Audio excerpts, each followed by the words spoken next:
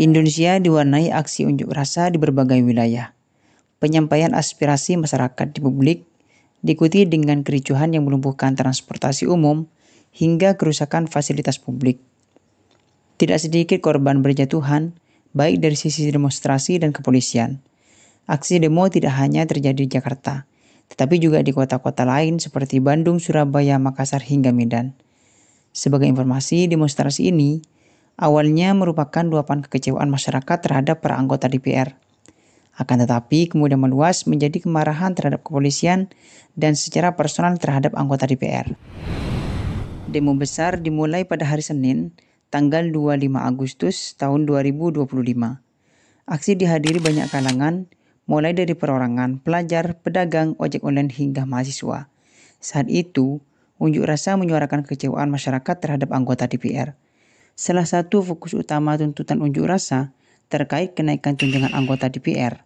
Mereka meminta untuk membatalkan kebijakan tunjangan rumah, transferasi gaji, dan membatalkan rencana kenaikan gaji anggota DPR. Namun, ketegangan mulai meningkat memasuki Senin siang. Saat itu, kondisi sempat ricuh dan massa dipukul mundur menjauh dari gedung DPR. Aksi itu menyulut kemarahan mereka yang ada di depan DPR dan mulai melempari pagar dengan batu dan botol. Bentrokan antara massa dan polisi pun terjadi. Para demonstran berupaya menembus blokade di sekitar Kementerian Kehutanan menuju Selipi dan dibalas gas air mata serta menyemprotkan water cannon oleh pihak kepolisian. Aksi unjuk rasa kemudian terjadi lagi pada Kamis 27 Agustus tahun 2025. Pada mulanya, di depan gedung DPR dipenuhi oleh buruh dari berbagai serikat pekerja. Kali ini tuntutan yang diusung yaitu terkait kebijakan ketenagakerjaan, mulai dari outsourcing dan meminta kenaikan upah minimum buruh. Demo buruh berakhir pada siang hari.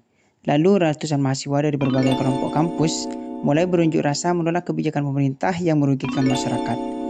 Aksi tersebut kondusif hingga sore hari. Akan tetapi, kemudian aksi ricuh bahkan hingga malam hari. Sejumlah orang diketahui memanjat pagar DPR, merusak fasilitas dan melemparkan batu hingga botol ke arah dalam kawasan tersebut. Aparat menyemprotkan water cannon dan gas air mata untuk membubarkan massa.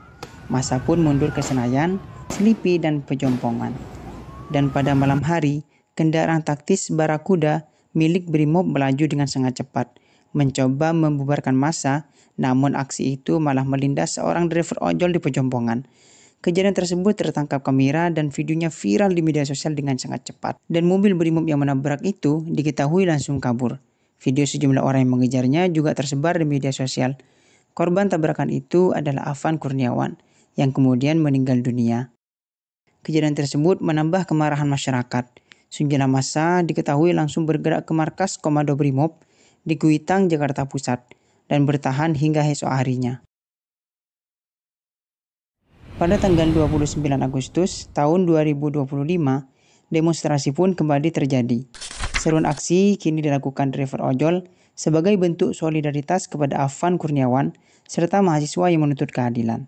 Kali ini, demo dilakukan dengan tuntutan membubarkan DPR RI, mengusut dan memproses hukum polisi yang melindas Afan Kurniawan, serta membatalkan tunjangan perumahan bagi anggota DPR RI yang dinilai menyakiti hati nurani rakyat. Namun sayangnya, aksi massa pada hari Jumat di berbagai 14 titik di Indonesia berakhir dengan ricuh.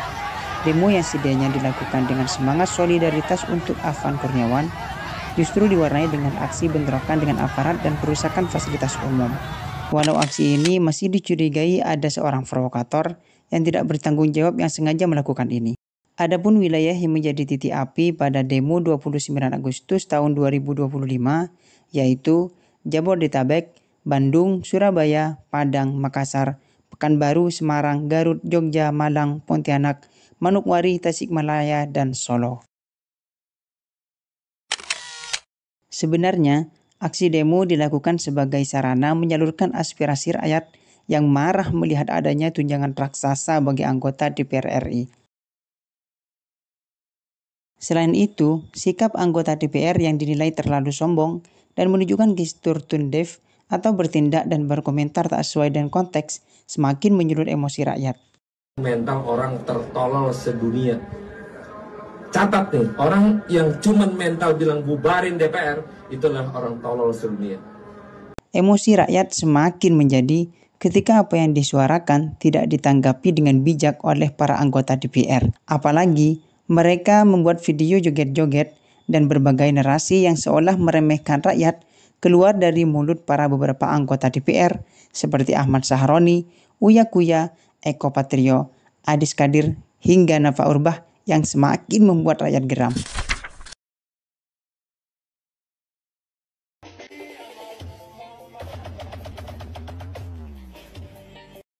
Apalagi di tengah kondisi ekonomi saat ini, pajak dan pungutan terasa semakin mencekik bagi rakyat yang membuat mereka pada akhirnya melakukan aksi demonstrasi.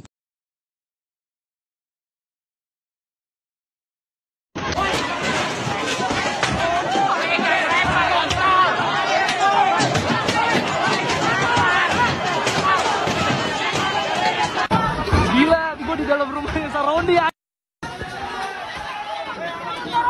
Oh, ini mahal aja.